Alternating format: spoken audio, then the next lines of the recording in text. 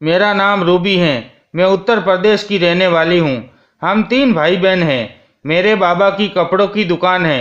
हम 2 बहनें हैं और एक छोटा भाई है। हम दोनों बहनों ने एमए किया और जब मैंने अपने बाबा से आगे पढ़ने की इजाज़त मांगी तो उन्होंने मुझे मना कर दिया और कहा कि हमारे खानदान में लड़कियां ज़्यादा नहीं पढ़ती। मेरी बहन को पढ़ाई का ज़्यादा शौक नहीं था, इसलिए उसने खुशी खुशी बाबा की बात मान ली। मेरी बहन और मैं दोस्तों की तरह रहते थे और अपनी हर बात एक दूसरे से साझा करते थे। हमें किसी दोस्त की ज़रूरत नहीं थी क्योंकि हम दोनों ही एक दूसरे के लिए काफ़ी थे। लेकिन कुछ दिनों से मेरी बहन का व्यवहार मेरे साथ ठीक नहीं लग रहा था। उसने मुझसे बातें छुपानी शुरू कर दी थी। वह मुझे अपनी कोई भी बात साझा नहीं करती थी। एक दिन जब माँ की तबीयत खराब हुई तो मैंने पापा को फ़ोन करके दुकान से बुला लिया। वह रात का समय था। बाबा घर आए और माँ को डॉक्टर के पास लेकर जाने लगे। मेरी माँ को बीपी और शुगर की शिकायत रहती थी। तभी माँ ने मुझसे कहा कि अपनी बहन को छत से बुलाकर लाओ। जब मैं छत पर गई तो मैंने देखा कि वह किसी से फ़ोन पर बात कर रही थी। उसने मुझे देखकर फ़ोन काट दिया। मैंने उससे कहा, नीचे चलो, तुम्हें माँ बुला रही हैं। उसने मुझसे कहा, ठीक है, तुम चलो, मैं आ रही हूँ। मैंने उससे पूछा, तुम इस समय छत पर क्या कर रही हो? तो उसने बहाना बनाकर टाल दी। वह शुरू से ही जिद्दी थी और अपनी मर्जी करने वाली थी। उसने कभी किसी की बात नहीं सुनी। जो उसके दिल में होता वह हमेशा वही करती। लेकिन मेरा मिजाज उससे बिल्कुल अलग था। मैं हमेशा बड़ों की सुनने वाली थी और उनकी खुशी में ही अपनी खुशी समझती थी। मेरी बहन किसी से फ़ोन पर बात कर रही थी और ये सिलसिला इंस्टाग्राम से शुरू हुआ था। अब बात यहाँ तक पहुँच गई थी कि वह रिश्ता भेजने की बात कर रहा था। मेरी बहन समझ नहीं पा रही थी कि वह घर पर कैसे बात करे।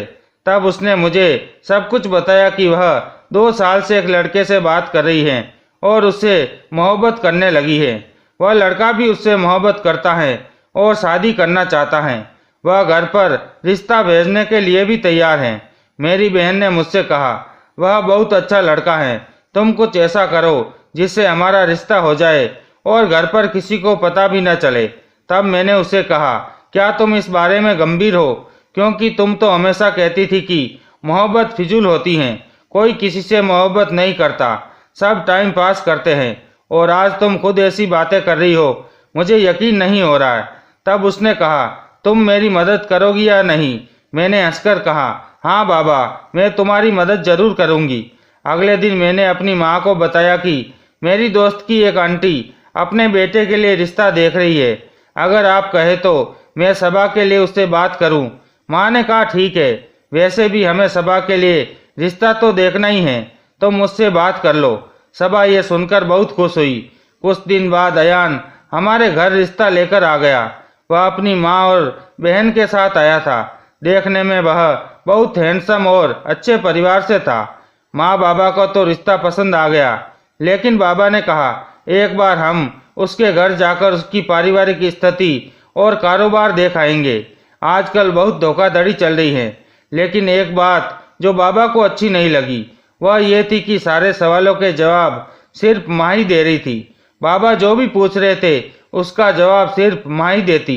बाबा ने कहा, मुझे ऐसा लगता है कि इनके घर में औरतों की ही चलती है। जिस घर में औरतों की चलती है वह घर मजबूत नहीं होते। मैंने बाबा से कहा, आप वहाँ जाकर अच्छे से देखभाल कर लीजिए, उसके बाद ही कोई फैसला कीजिए। मैं भी सोच रही थी कि सबा ने इतने अच्छे अच्छे रिश्तों को ठुकराकर इस लड़के में ऐसा क्या देखा जो वह इससे शादी करने के लिए तैयार हो गई। लगता था कि सबा पर भी मोहब्बत का भूत सवार हो गया था। सबा बहुत जिद्दी थी, इसलिए मुझे उसकी फिक्र लगी रहती थी। एक हफ्ते बाद हम अयान के घर चले गए। वहाँ के लोगों ने हमारा बहुत अच्छा स्वागत किया। अयान के 3 भाई और एक बहन थी। उसकी बहन के पति का देहांत हो चुका था, इसलिए वह अपने मायके में ही रहती थी। अयान का घर देखने में ठीक ठाक था और उसके घर वाले भी अच्छे लगे, लेकिन उसकी बहन की आदत कुछ अजीब सी लगी। अयान हमें एक कमरे में ले गया और बोला, चलो मैं आपको अपने चाचू से मिलवाता हूँ। जब हम कमरे में गए तो वहाँ एक आदमी अंधेरे में बैठा था। अयान ने लाइट ऑन की और हमें अपने चाचू रेहान से मिलवाया। वह देखने में बहुत हैंडसम और स्मार्ट थे। अयान ने बताया, ये सब कारोबार जो कुछ भी है इन्हीं के देन है, घर भी इनका ही है। इन्होंने हमारी वजह से आज तक शादी नहीं की, क्योंकि उनका कहना है कि अगर वे शादी कर लेते तो पता नहीं उनकी पत्नी हमें समझती या नहीं।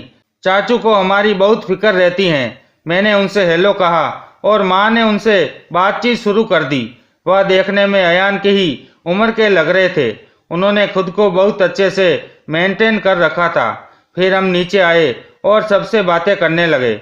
माँ ने मुझसे कहा, अयान के चाचू तो बहुत अच्छे हैं, वे बहुत भले लोग लगते हैं। मेरी माँ जैसी भी मिलती थी बहुत प्यार से मिलती थी। उन्हें तो किसी में कोई बुराई या खामी नजर ही नहीं आती थी।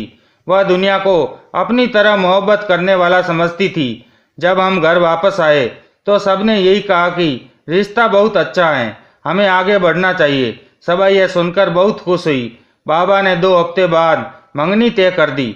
हम मंगनी की तैयारियों में बिजी हो गए। सारी तैयारियां मैंने खुद की। आखिरकार वह दिन भी आ गया। इसका सबको बेसब्री से इंतजार था। लेकिन मंगनी वाले दिन कुछ ऐसा हुआ जिसकी कोई कल्पना भी नहीं कर सकता था। अयान के घर वालों ने उसके चाचू रिहान के लिए मेरा रिश्ता मांग लिया। उनकी ये बात सुनकर हमारे घर वाले हैरान रह गए। बाबा ने साफ मना कर दिया, मेरी बेटी बहुत छोटी है और रेहान की उम्र ज़्यादा है। उनसे और मेरी बेटी में कोई मेल नहीं बैठता, इसलिए रिश्ता नहीं करेंगे। लेकिन अयान के घर वाले जिद पर अड़ गए और बोले, अगर आपने रूबी का रिश्ता रेहान से नहीं किया तो हम सबा का रिश्ता भी तोड़ देंगे। मेरे बाबा ने कहा, ये आप कैसी बात कर रहे हैं? हमारे बीच तो ऐसा कुछ भी तय नहीं हुआ था। मेरी बेटी के साथ ऐसा कैसे कर सकते हैं? घर में सभी मेहमान हैं, वे क्या सोचेंगे कि मंगनी वाले दिन लड़की का रिश्ता टूट गया। मेरी कितनी बेइज्जती होगी। अयान के घर वालों ने कहा, सोच लीजिए, अगर आप रूबी का रिश्ता रेहान के साथ करते हैं तभी हम अयान का रिश्ता यहाँ करेंगे। मेरी माँ ने कहा, रेहान की सिर्फ उम्र ज़्यादा है, बाकी मुझे उसमें कोई खराबी नज़र नहीं आई। आप रूबी का रिश्ता उससे कर दीजिए, जिससे हमारी दूसरी बेटी का रिश्ता भी बच जाएगा। बाबा ने कुछ देर सोचा और फिर कहा, मैं एक शर्त पर ही रिश्ता करूँगा। मेरी बेटियों के नाम आप अपनी कुछ प्रॉपर्टी लिखेंगे, क्योंकि ये लोग अभी से अपने रंग दिखा रहे हैं। पता नहीं बाद में मेरी बेटियों के साथ कैसा व्यवहार करेंगे। इस पर भी अयान के घरवाले नहीं माने और उन्होंने कहा, हम आपकी कोई शर्त नहीं मानेंगे, और वे लोग वहां से चले गए। बाद में पता चला कि रेहान पहले से शादीशुदा था और उसकी भाभी यानी अयान की माँ ने उसकी पत्नी को उसके साथ रहने नहीं दिया, जिससे दोनों का तलाक हो गया। बाबा ने कहा, अच्छा हुआ कि हमने अपनी दोनों बेटियों का रिश्ता वहां नहीं किया, वरना उसकी जिंदगी बर्बाद हो जाती। लेकिन सबा तो अयान के प्यार में पागल हो चुकी थी। उसे अपने से ज्यादा अयान की बातों पर भरोसा था। वह अब घर में सबसे अलग रहने लगी और किसी से ज्यादा बात नहीं करती थी। वह देखने में बहुत खूबसूरत थी, इसलिए उसके पास रिश्तों की कमी नहीं थी। उसके लिए कई अच्छे रिश्ते आ रहे थे, लेकिन वह हर रिश्ते को मना कर देती थी, चाहे लड़का कितना भी खूबसूरत और अमीर क्यों न हो। बाबा को यही चिंता सताती रहती कि उसकी शादी कब होगी, क्योंकि उनकी इच्छा थी कि पहले सबा की शादी हो फिर मेरी। एक दिन सबा के लिए एक रिश्ता आया। वह लड़का देखने में कुछ खास नहीं लग रहा था, उसका रंग भी सांवला था, लेकिन सबा ने उसके लिए हाँ कर दी। ये देखकर मुझे बहुत हैरानी हुई। मैंने सबा से पूछा, तुमने एक ऐसे लड़के को हाँ क्यों कर दी जो तुम्हारे काबिल नहीं है? सबा ने कहा, यह मेरी मर्जी है, मैं जिससे चाहूँ शादी कर सकती हूँ। घर वाले भी सबा के आगे कुछ नहीं कर सके। उन्हें मेरी भी फिक्र थी, क्योंकि बाबा मेरी शादी की भी चिंता कर रहे थे। एक हफ्ते बाद सबा की शादी हो गई। शादी वाले दिन जब मैंने दूल्हे को देखा तो वह मुझे कुछ जाना पहचाना सा लगा। मुझे समझ नहीं आ रहा था कि मैंने उसे कहाँ देखा है। वह देखने में थोड़ा अजीब सा लग रहा था, जैसे उसके चेहरे पर कुछ लगा दिया गया हो। खैर, सबा अपनी शादी से बहुत खुश थी। माँ और बाबा भी खुश थे कि चलो उसने किसी को तो पसंद किया, अब वे मेरी शादी भी आराम से कर सकते थे। सबा की विदाई हो गई और वह अपने ससुराल चली गई। कुछ दिन बाद जब वह मायके आई तब पता चला कि उसने अयान से ही शादी की है। यह देखकर सभी के होश उड़ गए। तब मुझे एहसास हुआ कि वह लड़का मुझे जाना पहचाना क्यों लग रहा था। ये तो अयान ही था जिसने अपनी पहचान बदलकर शादी की थी। बाबा ने सबा से पूछा, तुमने ऐसा क्यों किया? तुमने अपने ही परिवार वालों को इतना बड़ा धोखा क्यों दिया? सबा ने कहा, मैं अयान से बहुत प्यार करती थी और वह भी मुझसे, इसलिए हमने ये प्लान बनाया। बाबा ने उसी समय सबा से सारे रिश्ते तोड़ दिए, उसे घर से निकाल दिया। कुछ दिनों बाद फिर से अयान के चाचा रेहान का रिश्ता मेरे लिए आया। उन लोगों ने हमें धमकी दी कि अगर हमने उनकी बात नहीं मानी तो वे सबा को घर से निकाल देंगे। बाबा ने कहा, जो सबा ने हमारे साथ किया उसकी सजा उसे ही मिलनी चाहिए। मैं रूबी को इसकी सजा नहीं भुगतने दूंगा। माँ को इन सब बातों की बहुत टेंशन हो गई। बाबा को डॉक्टर के पास लेकर गए। डॉक्टर ने कहा, इन्हें कोई गहरा सदमा लगा है, अब आप इन्हें हर परेशानी से दूर रखें।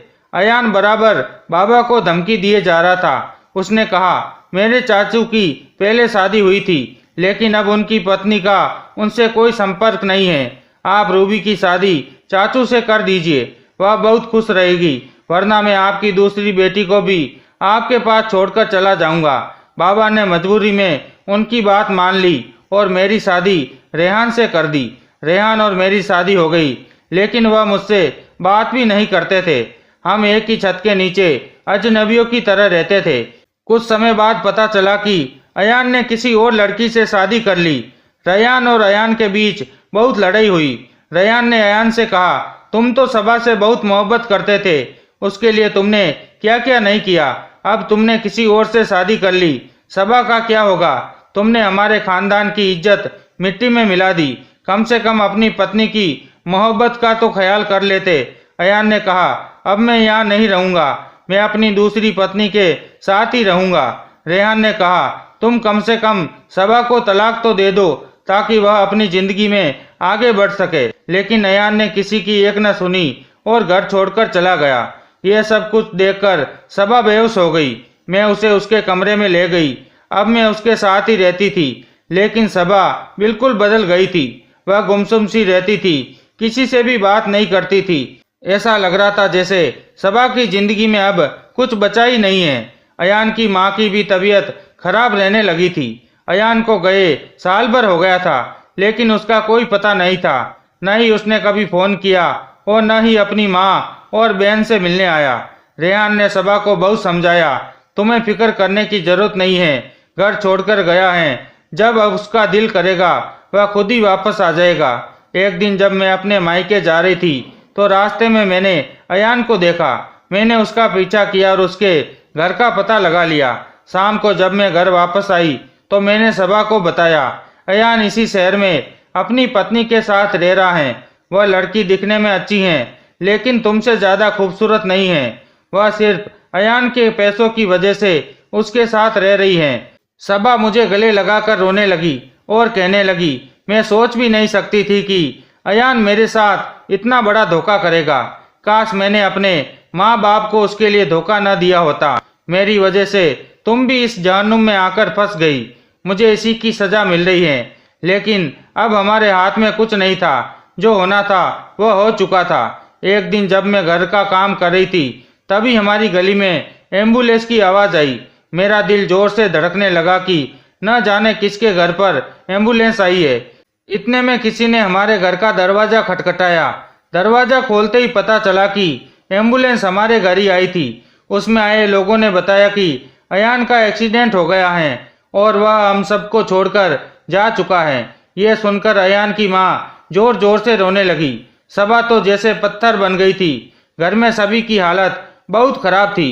किसी को भी इस खबर पर यकीन नहीं हो रहा था। अयान की दूसरी पत्नी भी बहुत रो रही थी। मैंने सबको संभालने की कोशिश की, लेकिन कोई भी अपने होश में नहीं था। अयान की मौत को 3 महीने गुजर चुके थे, लेकिन हमारे घर वालों के लिए तो जैसे वक्त ठहर गया था। अयान की माँ हर समय रोती रहती थी। रेहान भी अपने आप को कोसते रहते थे। वह कहते, काश मैंने उस दिन अयान को रोक लिया होता तो शायद उसका एक्सीडेंट ना होता, वह आज हमारे साथ होता। अयान की दूसरी पत्नी भी अभी तक सदमे में थी। वह हमारे घर में ही रह रही थी। सब उससे नफरत करते थे और दिन भर उसे भला बुरा कहते रहते थे। वह पूरे घर वालों की बात सुनती, लेकिन किसी को कोई जवाब नहीं देती। सबा अब ज्यादातर अपने कमरे में ही बंद रहने लगी थी। वह कहती, इन सब में सबसे बड़ा नुकसान तो मेरा हुआ है। मैंने अपने पति को खो दिया। अयान की दूसरी पत्नी माँ बनने वाली थी। जब यह बात अयान की माँ को पता चली तो उन्होंने और अयान की बहन ने उसकी बहुत देखभाल शुरू कर दी। वे दिन भर उसके खाने पीने का ख्याल रखती थी। यह देखकर सबा उस औरत से बहुत जलती थी। वह कहती थी, क्या यह बच्चा मेरी कोख में पैदा नहीं हो सकता था? कुदरत को सब कुछ इसी औरत को ही देना था। उसने पहले मेरे पति को छीन लिया और सबके नखरे उठवा रही है। अयान की माँ अपनी दूसरी बहू को कोई भी काम नहीं करने देती थी और हर समय उसकी फिक्र करती थी। सबा से ये सब देखा नहीं जाता था, इसलिए वह अब ज्यादातर माँ बाबा के पास ही रहती थी। माँ भी अब ज्यादातर बीमार रहने लगी थी, इसलिए उन्हें सबा का सहारा मिल जाता था। एक दिन अयान की दूसरी पत्नी की तबीयत खराब हुई। अयान की बहन उसे अस्पताल लेकर चली गई। कुछ देर बाद पता चला कि उसने एक बेटे को जन्म दिया है। अयान की माँ और बहन को बहुत खुशी हुई। उन्हें लगा जैसे उनका बेटा वापस आ गया हो। वे खुशी खुशी उसे अपने घर ले आई। लेकिन कुछ दिनों बाद ही अयान की दूसरी पत्नी ने कहा कि वह अपने मायके जा रही हैं। यह सुनकर अयान की माँ को गहरा झटका लगा। अयान की माँ ने कहा, तुम जहाँ जाना चाहो जाओ, लेकिन अपने बेटे को यहाँ छोड़कर जाओ। लेकिन अयान की दूसरी पत्नी ने कहा, वह मेरे पति की निशानी है, मैं उसे हमेशा अपने साथ रखूंगी। उसने अयान की माँ से बच्चों को लिया और गाड़ी में बैठकर चली गई। अयान की माँ रोती और गिड़गिड़ाती रही, लेकिन उस लड़की ने किसी की भी न सुनी। रेहान ने भी उसे समझाने की बहुत कोशिश की, लेकिन शायद उसने पहले से ही सोच रखा था कि पहले सबके नखरे उठवाऊंगी और बच्चा होने के बाद यहाँ से चली जाएगी। एक दिन अयान के भाई ने अपनी माँ से कहा कि वह सबा से शादी करना चाहता है। अयान की माँ इस बात के लिए मान गई, लेकिन सबा शादी के लिए तैयार नहीं थी। फिर मेरी माँ ने सबा से कहा, तुमने पहले भी अपनी मर्जी चलाई थी, जिसका नतीजा तुम आज भुगत चुकी हो। इस बार हमारी बात मान लो। माँ की यह बात सुनकर सबा शादी के लिए तैयार हो गई और उन दोनों की शादी हो गई। इसके बाद सबा ने मुझसे बात करना बंद कर दिया। वह घर का कोई भी काम नहीं करती थी। रेहान भी मुझसे तभी बात करते जब उन्हें मुझसे कोई काम होता। सबा सिर्फ अपना और अपने पति का काम करती और फिर अपने कमरे में चली जाती। सारे घर का काम मुझे अकेले ही करना पड़ता था। रेहान भी किसी को कुछ नहीं कहते थे।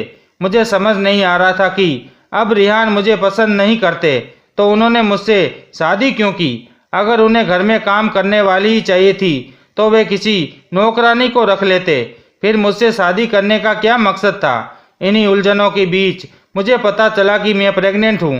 डॉक्टर ने मुझे आराम करने के लिए कहा क्योंकि मैं बहुत कमज़ोर हो रही थी। लेकिन अयान की बहन सीमा ने मुझसे कहा, इस हालत में ज़्यादा आराम करोगी तो तुम्हारा बच्चा सुस्त पड़ जाएगा। जब मैं इस हाल में थी तो मेरी सास ने मुझसे बहुत काम करवाया था और देखो मेरे बच्चे कितने तंदुरुस्त थे। वह मुझे दिन भर घर का काम करवाती थी। सारा दिन काम करने की वजह से मैं बहुत ज़्यादा थक जाती। रेहान को भी मेरी बिल्कुल फिक्र नहीं थी। दूसरी तरफ सबा अपने पति के साथ बहुत खुश थी। उसका पति उस पर जान छिड़कता था। कभी उसे घूमने लेकर जाता तो कभी उसे शॉपिंग कराने। मुझे कुछ समझ नहीं आता था कि आखिर मुझ में ऐसी क्या कमी है जो रेहान मुझे पसंद नहीं करते, और सबा में ऐसी क्या खास बात है कि उसका पति उसके लिए सब कुछ करने को तैयार रहता है। जब कभी मैं अपनी परेशानी रेहान से कहती तो वह मुझसे कहते, तुम्हें दूसरों की परवाह करने की कोई ज़रूरत नहीं है। एक दिन जब मैं सारा घर का काम निपटाकर अपने कमरे में आराम करने आई तभी सीमा मेरे कमरे में आ गई। उसने मुझसे कहा कि उसकी कुछ दोस्त आ रही हैं, उसके लिए मैं खाना बना दूं। मैंने उससे कहा, आज मेरी तबीयत ठीक नहीं है, खाना बाहर से मंगवा लो। लेकिन उसने रेहान को फ़ोन करके मेरी शिकायत कर दी। रेहान ने मुझे फ़ोन किया और बहुत डांटा। उसने कहा, अगर तुमने घर में किसी की बात नहीं मानी तो मैं तुम्हें इस घर से निकाल दूंगा। उस दिन मैंने बहुत काम किया जिसकी वजह से मुझे चक्कर आ गए और मैं बेहोश हो गई। जब मुझे होश आया तो मैं अस्पताल में थी।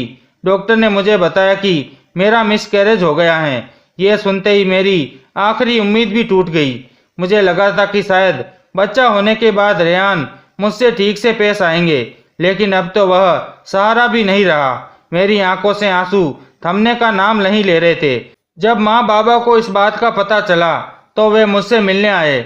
उन्होंने मुझे समझाया, बेटी सब्र करो, सब कुछ ठीक हो जाएगा। लेकिन मुझे समझ नहीं आ रहा था कि मुझे किस जुर्म की सज़ा मिल रही है। मैंने तो कभी किसी के साथ कुछ गलत नहीं किया। अब मैं अपने कमरे में ही रहने लगी। कोई मुझे खाना देकर चला जाता तो मैं खा लेती। बाकी घर के किसी सदस्य को या रेहान को मेरी कोई परवाह नहीं थी। सीमा के बेटे की शादी तय हो गई थी, इसलिए वह अलग घर में शिफ्ट हो गई। अब वह अपने बेटे की शादी की तैयारियों में लगी थी। सीमा ने मुझसे कहा कि मैं कुछ दिन पहले ही उसके घर आ जाऊं ताकि उसके काम में मदद कर सकूं। जब मैंने रेहान से कहा कि वह मुझे सीमा के घर छोड़ आए तो उन्होंने साफ मना कर दिया। उन्होंने कहा, तुम्हें इतनी जल्दी जाने की कोई जरूरत नहीं है, तुम घर का ध्यान रखो। इस घर के लिए भी तुम्हारा कोई फर्ज बनता है। सबा पहले ही शादी में जा चुकी थी और उसके पति ने उसे बहुत सारी शॉपिंग करवा दी थी। मैंने रेहान से कहा, फिर आप भी मुझे शादी के लिए शॉपिंग करवा दीजिए, लेकिन उन्होंने साफ मना कर दिया और कहा, पहले ही बहुत कपड़े हैं, वही पहन लो, लोग तुम्हें देखने के लिए नहीं आ रहे। अब शादी में सारे काम मुझे ही देखने थे। अब मैं शादी का काम देखूं या तुम्हारे फालतू नखरे। मेहंदी वाले दिन रेहान मुझे सीमा के घर ले गए। जाते ही सीमा ने ताने देने शुरू कर दिए। वह बोली, अब आ रही है मेहमानों की तरह। अगर तुम्हें मेरा काम नहीं करना था तो पहले ही बता देती। अब मैं सीमा से क्या बताती कि रेहान ने मुझे आने नहीं दिया था। पूरी शादी में रेहान ने मुझसे कोई बातचीत नहीं की और सबसे उकड़े उकड़े ही रहे। शादी के बाद मैं अपने घर लौट आई। एक दिन सीमा हमारे घर आई और उसने बताया, मेरी बहू बहुत चालाक है, वह किसी को अपने आगे चलने ही नहीं देती, घर के किसी भी काम को हाथ नहीं लगाती। सीमा ने आगे कहा, उसने घर के सारे कामों के लिए नौकर रख लिए हैं। अगर मैं उससे कुछ कहती तो वह पलटकर जवाब देती हैं। अब तो वह कह रही हैं कि उसे मेरे साथ नहीं रहना, वह अलग घर में रहेगी। सीमा ये सब बताते हुए बहुत रो रही थी और कह रही थी, ऐसा लगता है कि मुझे किसी की बद्दुआ लग गई है। मैं सोच रही थी कि पता नहीं मुझे किसकी बद्दुआ लगी है जो मैं इस जहन्नुम में आ गई हूँ, जिसकी वजह से मैं ये सब कुछ भुगत रही हूँ। उसे मेरी बिल्कुल फिक्र नहीं है। वह तो अपनी जिंदगी में अपने पति के साथ खुश है। एक दिन रेहान ने आकर अपनी भाभी को बताया कि उनके बेटे घर का बंटवारा करना चाहते हैं। रेहान की भाभी ने कहा, ठीक है, जो जैसा चाहता है वैसा ही करे। ये सुनकर रेहान अपनी भाभी को हैरानी से देखने लगे। उन्हें अपनी भाभी से इस जवाब की उम्मीद नहीं थी। वह सोच रहे थे कि उनकी भाभी घर में बंटवारे नहीं होने देंगी। उन्होंने अपनी पूरी जिंदगी अपनी भाभी और उनके बच्चों के लिए ही लगा दी थी। फिर अगले दिन घर में दीवार खड़ी हो गई। कुछ दिन बाद रेहान के दोस्त की पत्नी मेरे घर आई। वह मुझसे पूछने लगी, क्या तुम रेहान के साथ खुश हो? मैंने कोई जवाब नहीं दिया। फिर उसने बताया, रेहान अपनी पहली पत्नी से बहुत मोहब्बत करते थे। उसकी लव मैरिज हुई थी, लेकिन रेहान की भाभी इस शादी से खुश नहीं थी। वह नहीं चाहती थी कि रेहान अपनी मर्जी से शादी करे। वह अपनी पसंद की लड़की लाना चाहती थी ताकि वह उसे अपने हिसाब से चला सके और हमेशा अपनी मुट्ठी में रखे। क्योंकि रेहान के पास बहुत ज़्यादा जमीन और जायदाद थी, इसलिए अगर वह अपनी मर्जी से शादी कर लेते तो उनकी भाभी को इससे कुछ भी नहीं मिलता। लेकिन रेहान ने अपनी मर्जी से ही शादी की और शादी के बाद दोनों बहुत खुश थे। दोनों खूब घूमने फिरने जाते थे। ये बात रेहान की भाभी को बिल्कुल पसंद नहीं थी। वह हमेशा चाहती थी कि दोनों के बीच लड़ाई हो जाए। दोनों के बीच छोटी मोटी लड़ाई होती रहती थी, लेकिन फिर सब ठीक हो जाता था। एक दिन रेहान काम से बाहर गया हुआ था। उसकी पत्नी घर पर अकेली थी। तभी रेहान की भाभी ने अपने कजिन को अपने घर बुला लिया और खुद पड़ोस में जाकर बैठ गई। बाहर से दरवाजा बंद कर दिया। फिर उसने रेहान को फोन करके घर बुलाया। रेहान जब घर आया तो उसने देखा कि बाहर से दरवाजा बंद है। उसने दरवाजा खोला और अंदर गया तो देखा कोई आदमी उसकी बीवी के साथ बैठकर बातें कर रहा है। पीछे से उसकी भाभी भी आ गई और उसने उस पर गलत इल्जाम लगाने शुरू कर दिए। उसने अपने देवर को भड़काते हुए कहा, ये एक सही औरत नहीं है। घर में अकेले होने का फायदा उठाती है और गैर मर्दों को घर में बुलाती हैं। उसने रेहान से कहा कि वह इसे तलाक दे दे। रेहान ने गुस्से में आकर उसे तलाक दे दी। इसी बीच मुझे पता चला कि मैं फिर से प्रेग्नेंट हूँ। यह सुनकर मैं बहुत खुश हुई। जब मैंने ये बात रेहान को बताई तो उसके चेहरे का रंग उड़ गया। मुझे समझ नहीं आ रहा था कि यह तो खुशी की बात है, फिर रेहान ये सुनकर खुश क्यों नहीं हुआ। सीमा ने फिर से मेरे साथ वही सब कुछ करना शुरू कर दिया। दिन भर मुझसे काम करवाती थी। एक दिन मैं अपने कमरे में आराम कर रही थी, तभी सबा मेरे पास आई और मुझसे कहने लगी, अगर तुम अपने बच्चे को जिंदा देखना चाहती हो तो अपनी माँ के घर चली जाओ, वरना ये लोग फिर से तुम्हारे बच्चे के साथ वही करेंगे जो पहले किया था।